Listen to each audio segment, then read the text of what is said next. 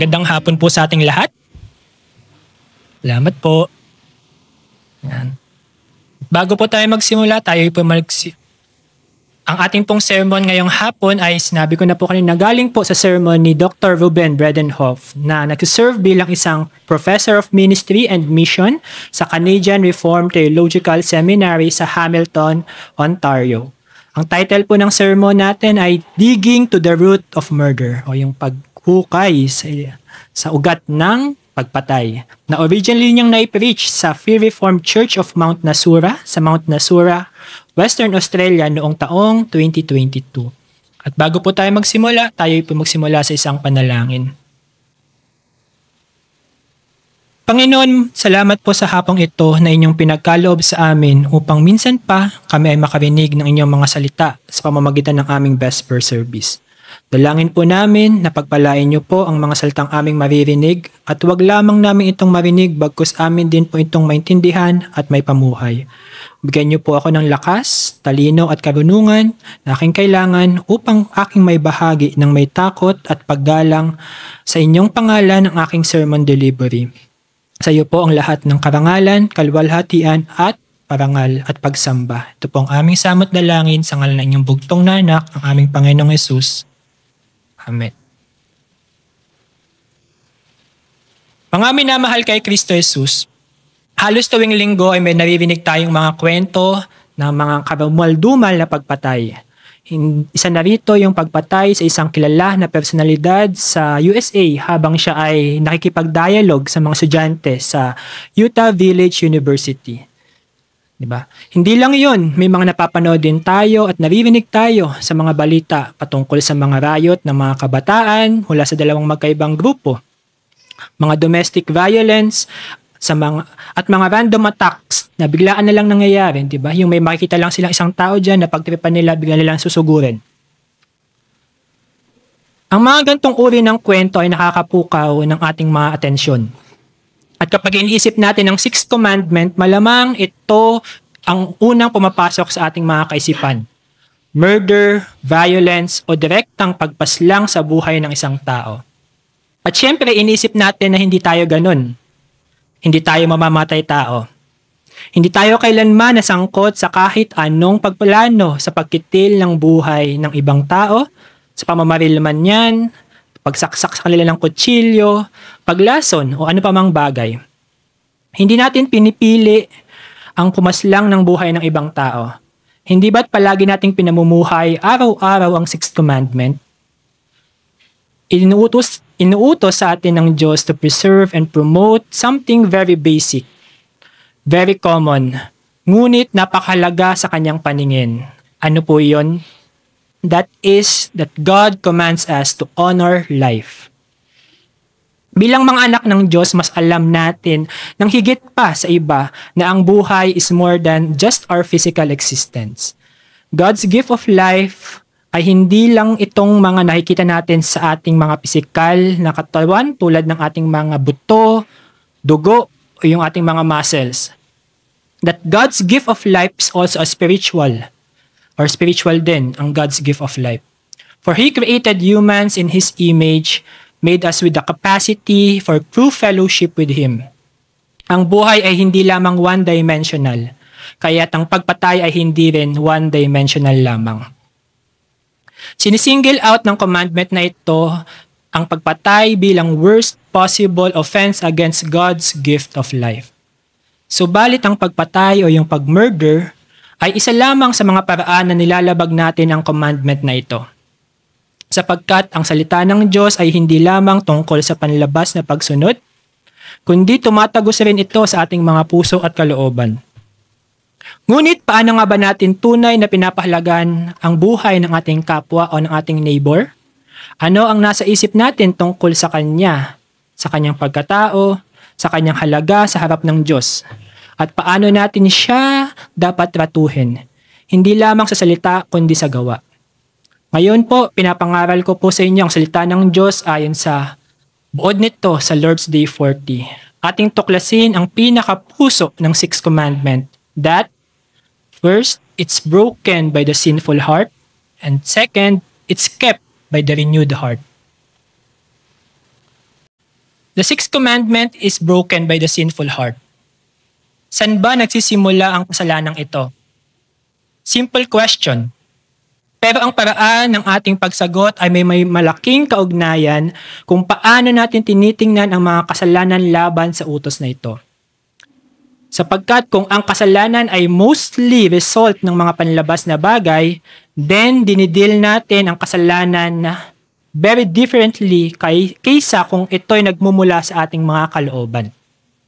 So let's imagine na ang mga kasalanan against the sixth commandment ay bunga ng mga bagay ng labas sa atin or mga physical outside of us. Yun yung nagiging dahilan kung bakit natin nalalabag yung sixth commandment. Nalilihis tayo from God's law dahil sa mga kalagayan ng ating buhay, tulad ng mga taong dumarating at umaalis sa ating araw-araw na pamumuhay. Here's an example kung anong mangyayari. Imagine meron tayong bagong coworkers sa ating mga opisina. And you get to know each other, nakilala mo siya. Sa umpisa, medyo vibes kayo o kaya you get along, di ba? Pero habang mas nag-uusap kayo, o kaya habang mas siya yung nagsasalita, naiinis ka na, o kaya nayayamot, naaasar. Meron siyang mga kilos na nakakairita, at sa kalaunan, napagtatanto mo na hindi siya yung palaging team player. Hindi magkatagal yung pagka-vibes natin sa taong ito, sa ating kaopisina, o yung pagkagusto natin sa kanya, napapalitan na ito ng dislike. Sa unting pagkapuot, nadadagdag pa. At ang kasalanan na ito para sa atin ay hindi mula sa atin, di ba? Kundi dahil sa ating katrabaho. Siya yung may kasalanan, hindi tayo. Siya ang mahirap pakisamahan. External cause, sabi nga nila. O kaya sabihin natin, tayo rito sa simbahan, sa church. Meron tayong kapatid, tapos tayo yung, may kapatid tayo, tapos kaya eto, tayo yung kapatid na kontento na nasa ating kalagayan sa buhay. Nagpapasalamat tayo dahil meron tayong mapagmahal na pamilya, simple at maliwalas na tahanan, trabaho na nagpapabisi sa atin. Then one day, sumama tayo sa kapihan. Nakipagkapit tayo kasama ng ating kapatid. Babae man yan o lalaki. Then narinig natin lahat ng amazing things na bagay or amazing things sa buhay ng ating kapatid. Meron siyang malaking bahay, engranding holiday plans, meron siyang special projects, at nakakapag-workout siya 4 times a week, di ba? Wow! Iniisip natin, paano niya nagagawa lahat yun? Yeah. Ngayon, narinig na natin yun, ngayon tayo na kontento na sa ating buhay, bigla tayo napuno ng envy o ng inggit. Even a bit of resentment o pagkamuhi. Again, ito yung kasalanan ang kasalanan against this commandment ay nagmula sa ibang tao. Si brother or si sister yung nag-disrupt ng peace ko. Diba? Dahil sa kanya yun eh. Ganun yung isip natin. But how can we deal with this kind of sin? Napakasimple. Kung ang cause ay external, kung ang cause ay external, ano yung magiging solution natin? Kasi siya yung nagiging dahilan ng kasalanan natin, di ba? Eto, iwasan na lang natin makipag-interact dun sa ating brother or sa tao na nagiging cause para tayo ay magkasala. Iwasan natin yung ating difficult coworker o yung ating katrabaho. Layuan natin yung mga taong may mas mataas na antas ng pamumuhay sa atin. Ilayo natin ang sarili natin sa kahit anong situation na maaaring magtulak sa atin na tingnan ng iba ng may maling damdamin. Kasi external yung cause. Of course, impossible yung ganong paraan ng pagharap sa kasalanan. Ngunit, this is the strategy that we prefer. Dahil, madali. At gusto natin ng idea of blaming others. We blame other people or we blame the temptation or even our emotional state. We try to point the finger elsewhere. We love finger pointing. Siya ang matigas ang ulo, hindi ako. O kaya, sa mga magulang, yung anak ko ang nagpapainit ng ulo ko. Kaya, ikaw ang dahilan, hindi ako. It's you. not me. Binaliktad ko yung isang sikat na ano. 'Di ba? Hindi, it's not you, it's me, hindi ganon. It's you, not me. Ganon tayo. Well, sa Mark chapter 7, tinuturo ng Panginoong Jesus kung saan ba talaga nagsisimula ang kasalanan. Sa chapter na ito, ino-oppose ng Panginoon ang mga Pharisees at teachers of the law. Ang mga taong ito ay specialized sa mga bagay na panlabas. Para sa kanila, ang isang tao ay nagiging marumi sa harap ng Diyos dahil sa kanyang kapaligiran or environment. Dahil sa pagkain na kinain niya, o sa mga kaibigan at taong kanyang sinasamahan. Ito ay batay sa lumang pananaw mula sa Old Testament. Nakakahawang unholiness. Pwede mo ito makuha sa ibang tao, sa ibang lugar. At totoo nga naman ito, as far as it went. Ngunit binago ng Panginoong Jesus ang pananaw sa Old Testament. Binaliktad niya ito. Mariin ang kanyang pahayag, sabi niya, sa Mark chapter 7 pa rin, verses 14 to 15, "Hear me, everyone, and understand. There is nothing that enters a man from outside which can defile him. But the things which come out from him, those are the things that defile a man." Ang nagpaparumi sa isang tao ay hindi ang mga bagay na pumapasok sa kanya mula sa labas. Kaya't hindi natin dapat isisi ang ating mga kasalanan sa mga appealing influence of physical things o sa mga uncomfortable pressures of other people. Ngayon, hayaan yung bigyan diin ko ito. We are more likely to commit sin when we've chosen ungodly friends. Linawin ko lang po yan, di ba? Bad company corrupts good character. Mas madali tayong magkasala kapag pinipili natin makisama o makipagkaibigan sa mga taong walang Diyos o hindi maka-Diyos. Sapagkat ang kasalanan ay maaaring makahawa. Yes, contagious po ang kasalanan. But, totoo rin na ang kasalanan has environmental factors. Napapadali nito ang ating pagkakasala. Halimbawa, kung gabi-gabi tayong nasa inuman tuwing weekend, what do we expect? Malamang sa hindi, mas madali tayong magkakasala sa ating mga salita o sa ating mga gawa o sa ating isipan. At syempre, kung ginagamit natin madalas ang ating mga digital device upang ilagay sa ating harapan o sa ating mga paningin ang mga bagay na impure things like people or impure things, huwag tayo mag-expect ng magandang outcome. Opo, ang lahat ng mga bagay na ito ay external. People, environments, technologies. Ngunit hindi tayo immune sa mga gantong impluensya. At hindi tayo dapat maging hangal na kumilos na parang wala tayong kahinaan sa mga ito. Still, ang kasalanan ay nagmumula sa ating loob, sa ating mga sarili. Doon nagmumula ang ating mga reaksyon. We are so close and so quick. Napaka-bilis. Kaya't mahirap pigilan ang ating mga sarili sa ilang mga sitwasyon. Ito ang dahilan kung bakit madali tayo natutulak sa pagkakasala.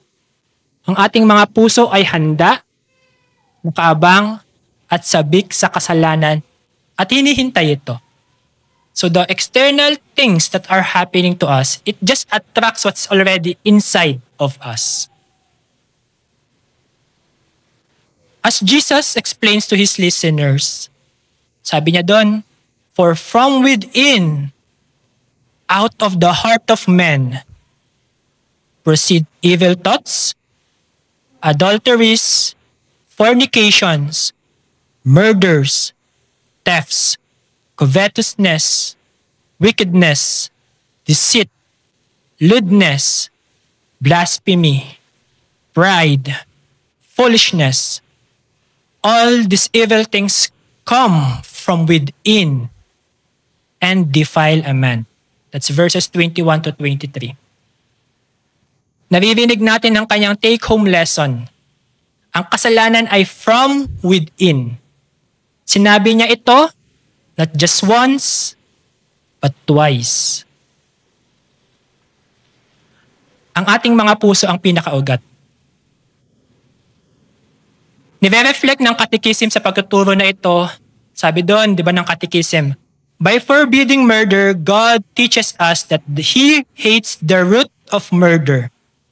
What are those? Such as envy, hatred, and desire of revenge. Hindi lamang ang actual na gawa, kahit minsan lang nagawa and never again, pinagbabawal din ng Diyos na magkaroon tayo ng saloobin ng pagkapuot sa ating mga kapwa. Kaya't ang pagsunod sa Sixth Commandment ay kailanman magiging hindi magiging kasimple tulad ng pag-iwas sa ibang tao.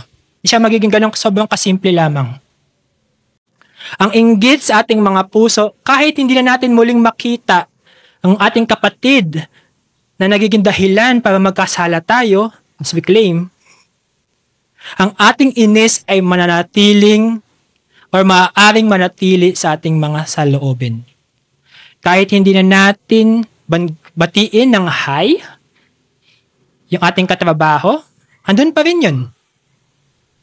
Sapagkat sa bawat bahagi ng ating buhay, pati na sa mga strange territory ng ating mga puso, walang neutral ground. Ang ating mga puso ay palaging pinaghaharian ng kung ano, and that can be a scary thing. Marami pang tungkol sa atin na hindi pa alam ng iba. Ang ganito ng uri ng kasalanan ay nagmumula sa ating mga puso, nananahan dito at nanatiling nakatago sa atin. Maaring never natin tong nirepent, never repented from. Halimbawa, we might seem content with our lot o nagmumukha tayong kontento sa ating kaligayan. Ngunit sa ating mga loob o sa ating kalooban, kinakain na pala tayo ng ating mga inggit. Alam natin kung ano ang meron ng iba, and we don't wish them well for it. Gusto natin yung kung ano yung meron yung iba, we want it to be us and even more than that. Kaya't may good reason ang Proverbs to call envy a rottenness in the bones. That's in Proverbs chapter 14 verse 30. Maaari tayong magmukhang mabait o magiliw sa paningin ng iba.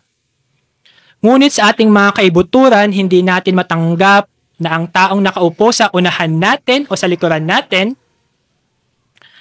minsan hindi natin mawari kung bakit ayaw natin sa kanya. Sadyang ayaw lang natin sa kanya. Yung inis na inis ka, nakita mo lang yung likod ng taong nasa unahan mo. O kaya yung pag tumingin ka sa likod, imbes na ma-bless ka, parang, okay. Wala lang siyang ginawa. Wala lang, inis lang tayo sa kanila. Sabi dito, ayoko lang sa pagmumukha niya o kaya sa paraan ng kanyang pananalita. You're so con yun, no? Hindi kailangan ng dahilan ng ating mga puso para maging ayaw natin sa iba. At linawin ko lang po, hindi ko po sinasabi na totoo ito sa atin. At kung totoo man po ito, mag-repent na po tayo. At syempre, makipag-ayos. Alam mo, inis na inis ako sa'yo, pero nag-repent na ako. Sana mag-reconcile tayo. Why not? O kaya maaari tayong magmukhang kalmado sa harap ng iba. Yung mga nonchalant, di ba? Yung hindi mo mabasa yung, baras na ba to? Galit na ba to? Kasi mukha siyang kalmado. Pero sa loob-loob natin, palagi tayong galit. Dahil sawang-sawa na tayo sa mga taong laging nakakasakit sa atin. Sinaktan nila tayo kaya hindi natin magawa o magagawang magpatawad. Kaya't nananatili sa atin ang galit. At paunti-unti itong lumalalim hanggang sa naisi na nating maghigante. So from anger, now it evolves or it transforms into revenge. Ito ang mga murderous things o mga nakamamatay na bagay na pilit nating tinatago parang isang radioactive waste na ating isinil o sinelyuhan sa isang concrete tomb. Ngunit alam ng Diyos ang ating mga puso. At kung ano ang ating mga nasa loobin ay tumpak na lalabas. Siguradong lalabas po yun. Maaring itago ng isang tao ang kanyang puot, galit, pagkamuhi sa mahabang panahon. Ngunit likas sa kasalanan ang unti-unting pagwasak sa ating mga katauhan. Kung hindi natin ito haharapin, kung hindi natin ito pagsisisihan, lalala ito at hindi gagaling. Ito ang paalala sa atin ng banal na Espiritu ng sinabi niya sa Hebrews chapter 12 verse 15 na huwag nating hayaan ang any root of bitterness to spring up. Bakit? Sabi niya, such a root will only cause more trouble. Sapagkat ang ugat na iyon ay magdudulot lamang ng higit pang kaguluhan. How does this bad root lead to fruit? Paano ba nagli-lead to fruit yung isang masamang ugat?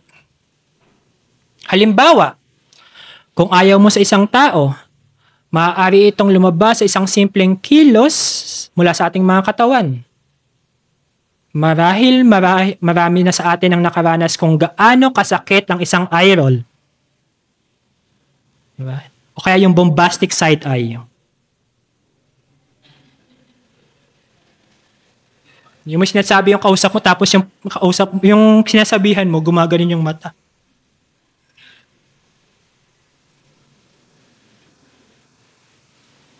Hindi man explicitly sinabi ng catechism ang eye roll, nawin ko lang po o bombastic side eye.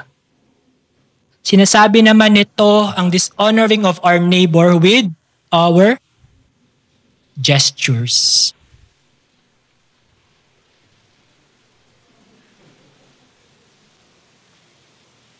Lumilitaw din ang ating mean spirit by words.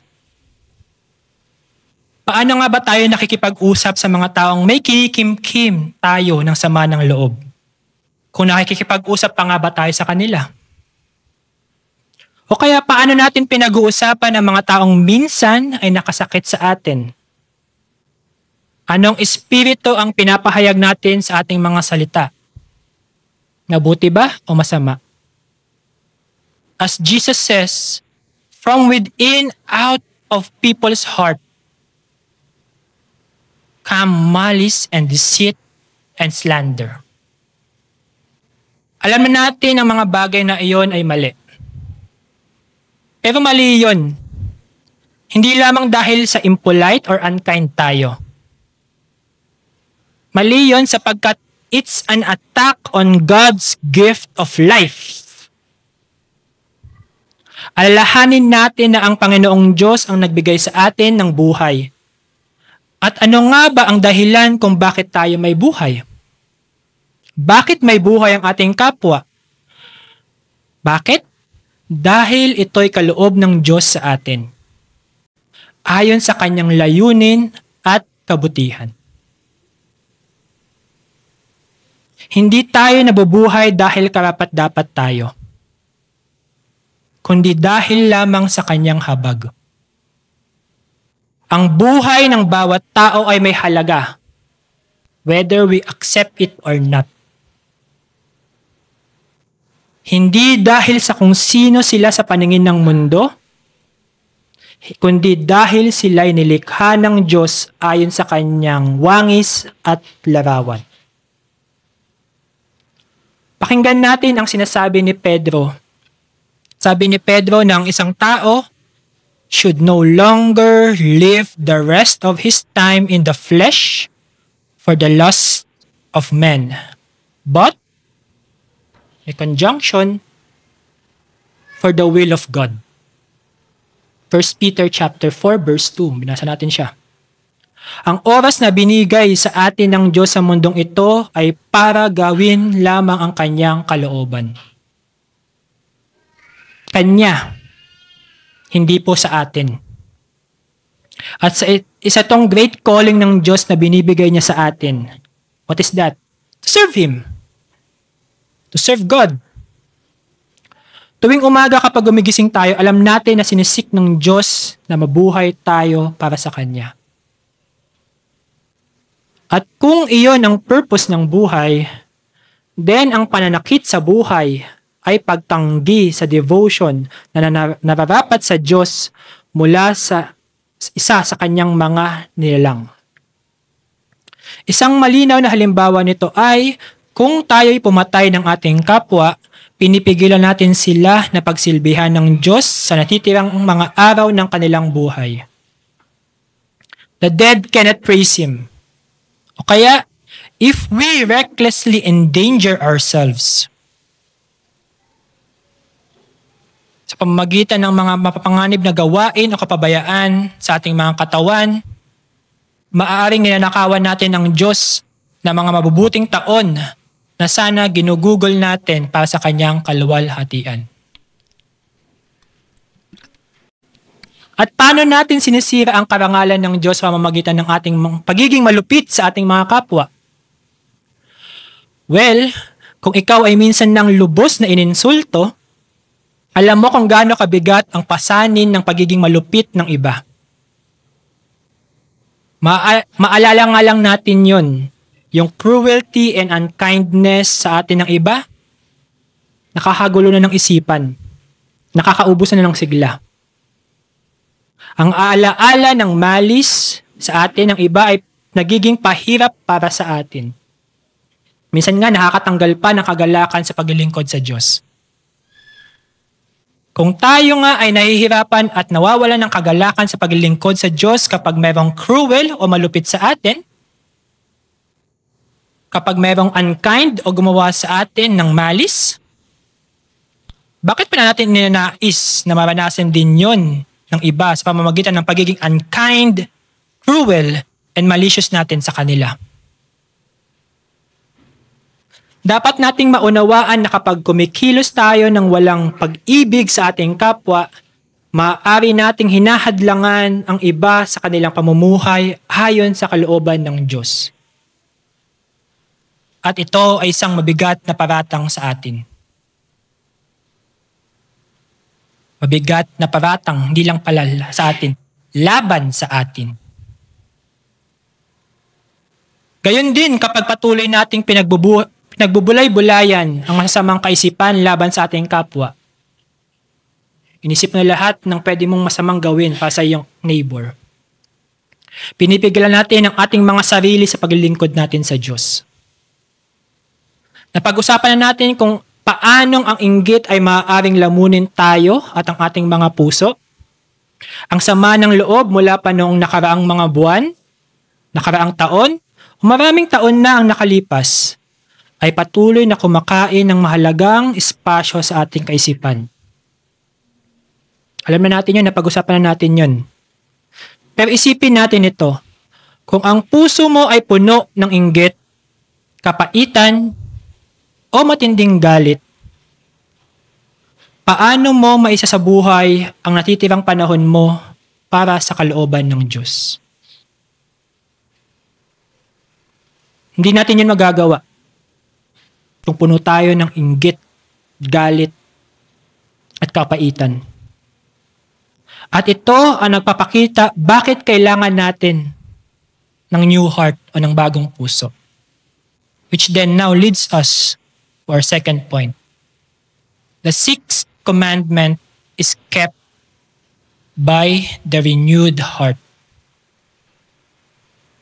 Nag-umpisa tayo sa ating first point sa pagtatanong kung saan ba nagsisimula ang kasalanan.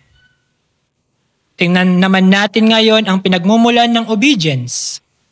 Ang origin of things like love and gentleness and friendliness. Sapagkat kapag nagbibigay ang Diyos ng utos, hindi lamang niya nais na umiwas tayo sa masasamang gawain, bagkus bawat utos niya ay merong negative and positive side. Halimbawa, hindi sapat na wag na tayong gumawa ng mga Diyos-Diyosan at magtiwala sa kanila. kailangan din nating ibigin, katakutan, at parangalan ang tunay na Diyos ng buong puso. Ang pagsunod sa Diyos ay hindi lamang pagtalima sa mga bawal, bagkus kasama rin ang aktibong pamumuhay sa kanyang kalooban. There's a negative and there's a positive. Kaya't for the sixth commandment, dapat nating alisin sa ating mga puso ang mga bagay tulad ng inggit, puot, at paghihiganti. Ngunit, pagkatapos nating talikuran ang mga kasamaan na ito, dapat din tayong gumawa ng mabuti. It's not just to put off, but it's also to put on. Ang tanong ng Katekism ay, question 107, is it enough that we do not kill our neighbor in any such way? Sapat na daw po ba na hindi natin pinapatay ang ating kapitbahay o ang ating kapwa sa kahit anong paraan? Answer? Hindi. Meron tayong tungkulin na dapat gampanan. And what is that? God commands us to love our neighbors as ourselves. To show patience, peace, gentleness, mercy, and friendliness toward Him. Nasabi ko na, putting off, putting on.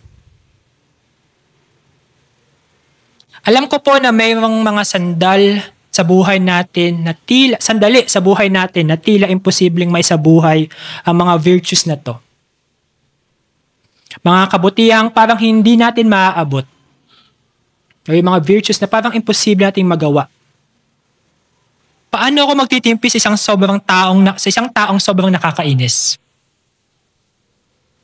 Paano ako mamumuhay ng payapa sa taong nanakit sa akin o kaya sa aking pamilya?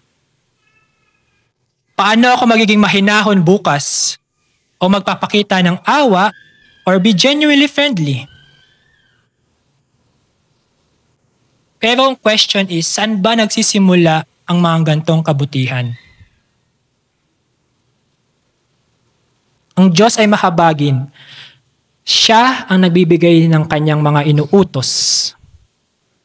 What God demands, He gives. Para magbago ang ating mga buhay, kailangang magbago ang ating mga puso. Yun lamang po yung paraan. At ito, yung pagbabago ng mga puso natin, yun ang ginagawa ng Diyos. Ang heart operation na ginagawa ng Diyos ay mysterious and unsearchable. Wala man tayo mararamdamang kutsilyo na humihiwa sa atin. O kaya pagkatapos operahan ng Diyos yung puso natin, wala man tayo makikitang peklet dyan na parang bigla na lang nagkaroon ng sugat dyan. Wala pong ganun. Pero pinapaliwanag ni Jesus yung work of the Holy Spirit sa John chapter 3 verse 8. And what's that? Sabi doon, the wind blows wherever it pleases. You hear its sound, but you cannot tell where it comes from or where it is going. So it is with everyone born of the Spirit. Sa awa ng Diyos may bagong simula. Sinisimula niyang alisin ang mga bagay na patay sa atin at binabalik niya tayo sa buhay. Pakinggan natin ang paglalarawan ng Canons of Dort patungkol sa regeneration. Ang spiritual revival na kailangan nating lahat. Ito ay nangyayari as God penetrates into the innermost recesses of man. He opens the closed and softens the hard heart. Binubuksan niya ang sarado at pinapalambot ang matigas na puso. He makes the will which was dead alive, which was bad good, which was unwilling to be willing, and which was stubborn to be obedient. Nasaan yun? It's in Canons of Dort, 3rd and 4th Doctrine, Article 11. Muli, wala tayong nararamdamang kutsilyo o kaya nakikitang peklat o pilat. Ngunit kung ang Diyos ay kumikilos sa ating mga puso, makikita natin ang pagbabago. Isang pangunahing pagbabago, but really fundamental, ay kung paano natin tinitingnan ng ibang tao. Paano nga ba tinitingnan o paano nga ba natin tinitingnan ng ating neighbor, ang ating kapwa mananampalataya? With what eyes do we look at them? Nais ng Diyos na wag natin silang makita bilang ating mga karibal. Ginawa pa ating rival yung mga neighbors natin or yung ating, even our churchmates or co-believers.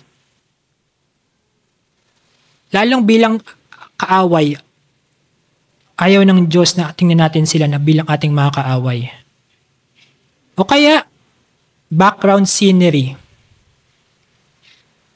Extra sa isang movie na tayo yung bida.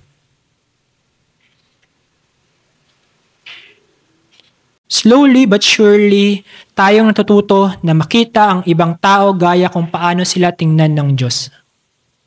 We slowly learn to see other people as God does. Ito ay isang taong may kaluluwa. That's how God views them. Actually, that's also how God views us. Ito ay isang taong nilikha ayon sa larawan ng Diyos. Ang taong nakatira sa tabi ng bahay ko, tulad ko, ay nangangailangan ng tagapagligtas. Ang aking kapitbahay, ang aking kapatid sa iglesia, ang aking kaklase, siya man ay nawawala sa kasalanan. Di lang siya, tayo din. Tulad ko. Para sa kapatid natin na ito, binubuhos ni Jesus ang kanyang dugo, gaya ng ginawa niya para sa atin. Ang taong ating kausap ay hindi lamang binubuo ng bones and organs and flesh. Siya ay isang kaluluwa. Nangangailangan tulad natin ng eternal life at ng salvation. Ang Diyos ang nagbibigay sa atin ng bagong pananaw kung paano natin tingnan ng ibang tao. At ang bagong pananaw na ito ay humahantong sa ating pagbabagong asal. Kung tunay nating nakikita ang ibang tao bilang nilalang ng Diyos, isang taong tinubos ng dugo ni Kristo, then we learn how to care for them, how to pray for them, and how to serve them. Napaka-practical ng katekism ng binanggit nito ang 5 virtues na ito. What are those? Patience, peace, gentleness, mercy, and friendliness. Mga minamahal, pag-isipan natin kung paano natin magagawa ang bawat isa na ito ngayong linggo. For patience or pagtitiis, how can we think of this sa mga demanding client natin? Kaya sa slow child natin, o sa ating kapatid na mahirap pakasamahan, how can we exhibit patience to them? How can we exhibit peace or kapayapaan sa mga tao na may masasalimuot na nakaraan sa atin? O sa mga taong mahilig makipagtalo? How can we exhibit peace or peace with them? How can we exhibit gentleness or kahinahunan sa sa ating mga asawa, sa ating mga asawang fragile o marupok, sa ating kapatid sa pananampalataya na nangangailangan, sa isang tao o kaluluwang ligaw? How can we exhibit mercy or awa sa taong laging nahihirapan o struggling? Sa taong hindi man lang humihingi ng tulong? How can we exhibit friendliness or pakikipagkaibigan sa mga kapitbahay nating laging masungit? at sa ating katrabaho sa kabilang mesa. Baka meron tayo dito, no? Yung ang tagal mo na ng katrabaho, hindi mo pa kilala kung sino yung katabi mo.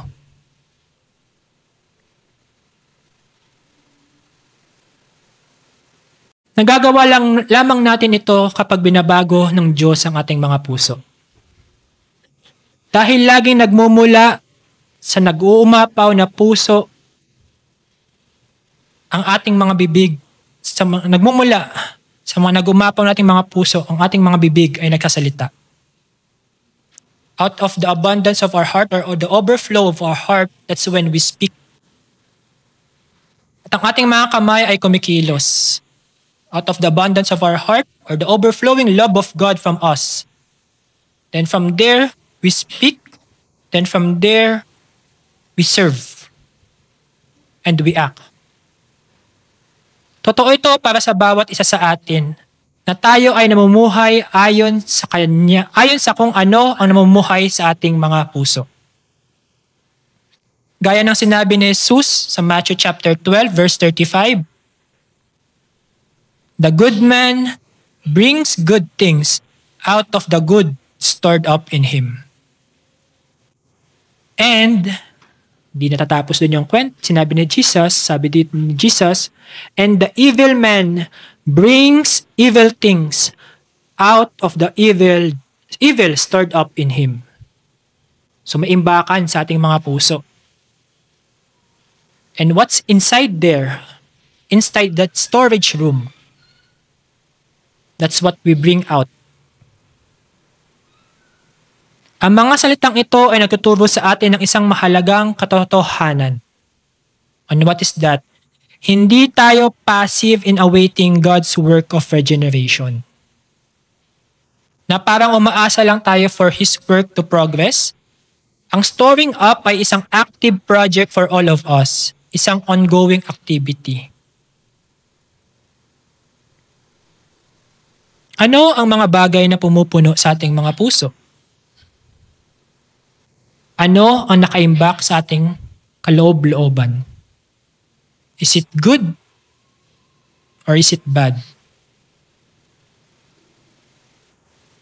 Gaya ng ating nasabi na, kung ang puso natin ay puno ng proud thoughts tungkol sa ating sarili, o ng galit, o ng inggit, huwag tayong umasa na nadadaloy ang pag-ibig. Ngunit kapag pinupuno natin ang ating mga puso ng mga mabubuting bagay at we sanctify it with prayer, tutulungan tayo ng Diyos na sundin ang 6th commandment. Sa gayon, we'll be able to bring good things out of the good stored sa ating mga kalooban. Kaya punuin natin ang ating mga sarili ng mga rich truths of salvation, ng pag-ibig sa salita ng Diyos na nagbibigay buhay. Kilalanin natin ang gospel of grace higit pa sa kung anong alam natin sa latest chismis sa buhay ng ibang tao, o sa idol natin, o sa favorite girl or boy group natin. Higit pa kung sa ano yung alam natin sa crush natin. Higit pa sa mga balita o pangyayari na nangyayari sa ating mga paligid at sa buong mundo. At higit pa sa anumang bagay sa mundong ito. We should know the gospel of grace more than those things. Madalas sa hindi, mas marami pa tayong alam na baho sa kapwa natin kaysa sa kung anong alam natin sa mabuting balita ng Diyos.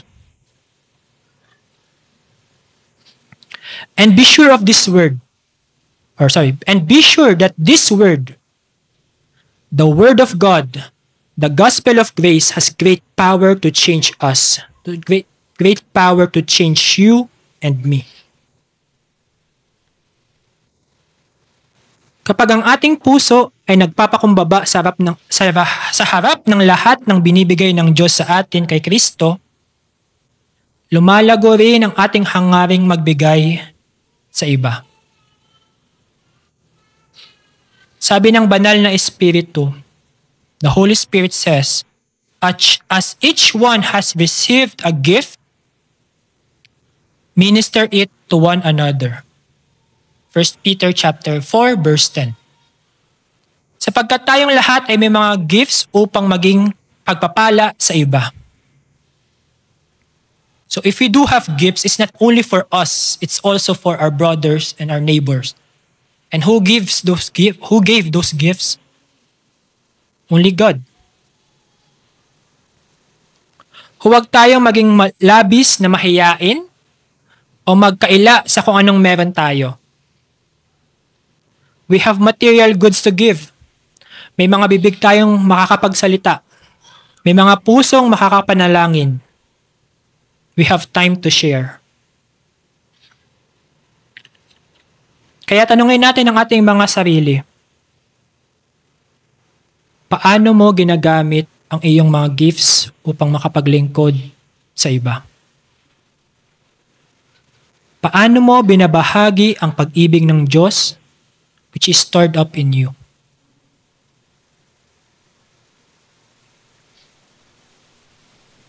Ngunit mahirap pa rin ang pag-ibig, hindi ba? Hindi tayo laging magkakasundo. Minsan nga ay meron tayong matinding pagkakaiba-iba. Sa politika pa lang, di ba? May mga taong nakakasakit sa atin. Sa salita man yan o sa gawa. Gaya ng nasabi na natin kanina, may mga taong tila napakahirap mahalin.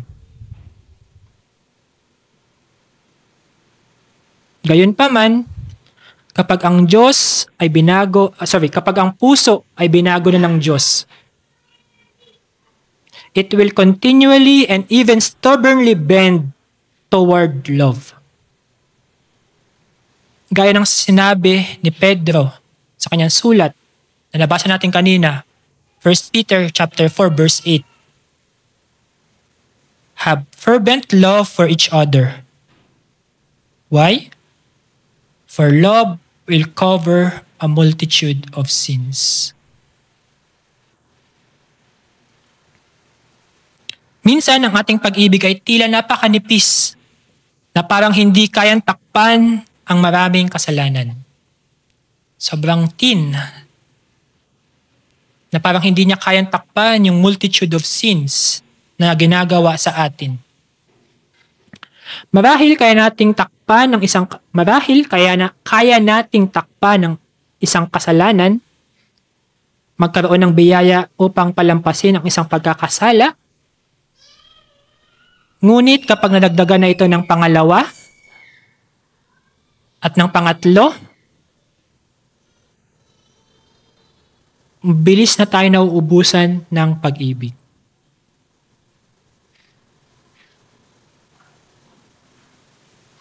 Dito natin nakikita ang likas na maka-Diyos ng tunay na pag-ibig ay isang supernatural change sa puso ng makasalanan.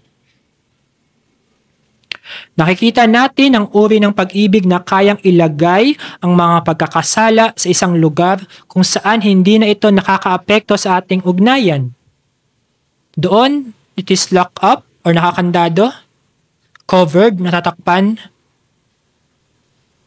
Marahil, hindi natin ito lubos na nalilimutan.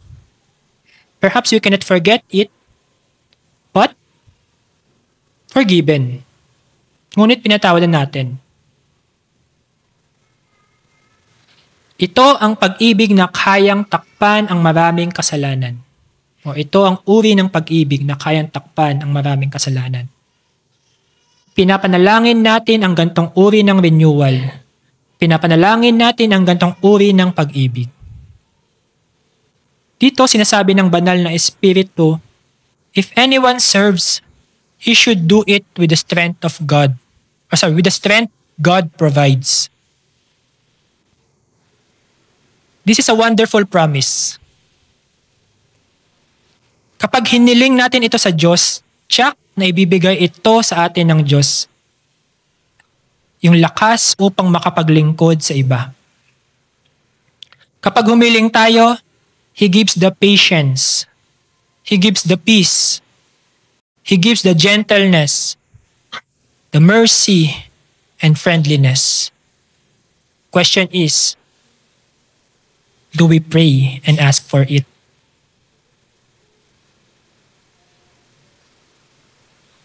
Kapag humihiling tayo sa Kanya, tiyak na tayo ay Kanyang tutulungan upang masunod natin ang utos na ito. Sapagkat gantong uri ng pag-ibig ang nagre-reflect kay Kristo at nagbibigay karangalan o honor sa ating Diyos Ama. At yun po ang ating pagkatapos. Amen. Tayo po ay manalangin.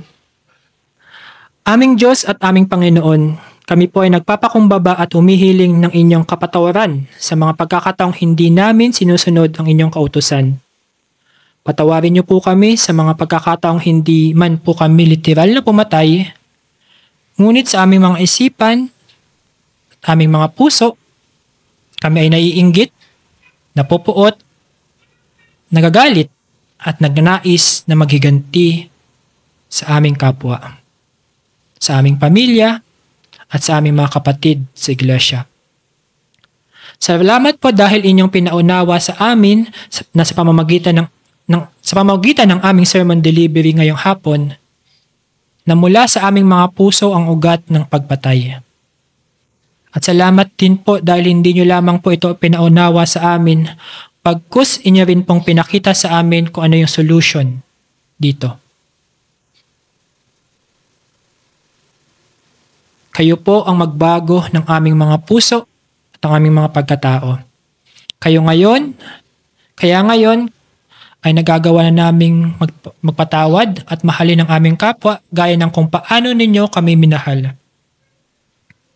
Dalangin po namin na sa mga salitang aming narinig, huwag lamang po itong marinig ng aming mga tenga. Sa halip ay amin itong maunawaan at amin din po itong paniwalaan. At higit sa lahat, aming ipamuhay. Na kami ay patuloy na humiling sa inyo ng lakas upang mapaglingkuran ang aming mga kapwa, na magkaroon ng pag-ibig na kayang takpan ang maraming kasalanan, at kami ay mag-store up ng mga mabubuting bagay. Sapagkat, sabi niyo po sa inyong mga salita, that every good and every perfect gift is from above, comes down from the Father of lights, with whom there is no variation or shadow due to change. At wag lamang po naming store up yung mga good things na ito. Sa halip, amin din po itong may bring out at amin itong magamit for your glory and yours alone. Sa inyo po lahat ng papuri, pasasalamat at pagsamba. This we pray and ask in the name of our Lord and Savior, Jesus Christ, given by the power of the Holy Spirit. Amen.